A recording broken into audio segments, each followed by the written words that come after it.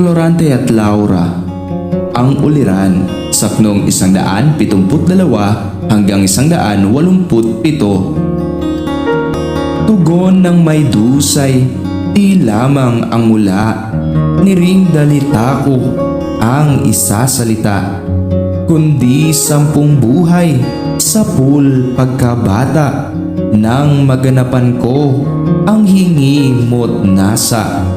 Lupong nag-agapay sa puno ng kahoy, saka sinalitang luhay bumabalong, ang may dalang habag at lipos linggatong, buong naging buhay hanggang naparool.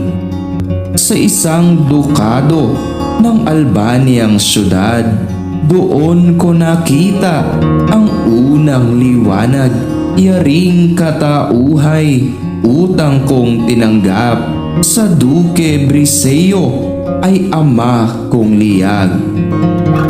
Ngayon nariyan ka sa payapang bayan, sa harap ng aking inang minamahal, Prinsesa Floreskang, esposa mong hirang, tanggap ang luha kong sa matay nunukal. Naging tao ako sa Albania, bayan ng ama ko, at di sa Crotona, masayang siyudad na lupa ni ina. Disin ang buhay ko'y di lubhang nagdusa. Ang duking ama ko'y pribadong tanungan ng Haring Linceo sa anumang bagay.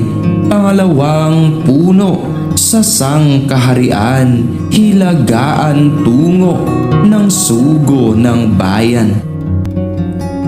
Kung sa kabaitay, uliran ng lahat, at sa katapangay, pangulo ng syudad, walang kasindunong magmahal sa anak, umakay magturo sa gawaing dapat. Naririnig ko pa halos hanggang ngayon, palayaw na tawag ng ama kong poon. Noong ako'y batang, kinakandong-kandong, taguring Floranteng, bulaklak kong bugtong. Ito ang ngalan ko mula ng pagkabata, nagisnan sa ama't inang nag-andukha. Pamagat na ambil na lumuha-luha at kayakap-yakap ng madlang dalita.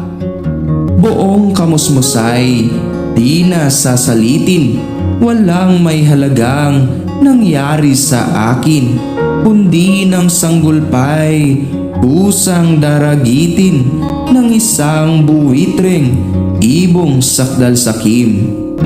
Ang sabi ni ina, ako'y natutulog sa bahay sa kintang malapit sa bundok.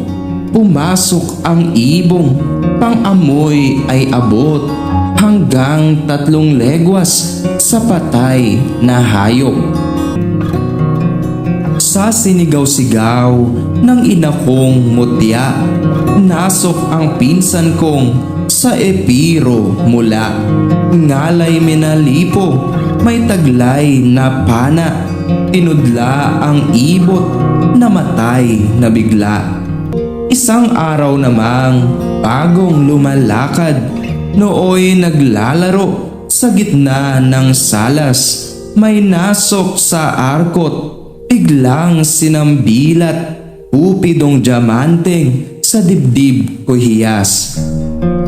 Nang tumuntong ako sa siyam na taon, palaging gawa ko'y mag-aliw sa burol. Sakbat ang palasot, ang busog ay kalong, pumatay ng hayop, mamana ng ibon. Sa tuwing umagang, bagong naglalatag, ang anak ng araw ng masayang sinag. Naglilibang ako sa tabi ng gubat, madla ang kaakbay na mga alagad.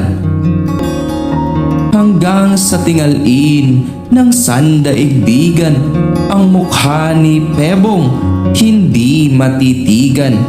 Ay sinasagap ko ang kaligayahang handog niyong hindi maramot na parang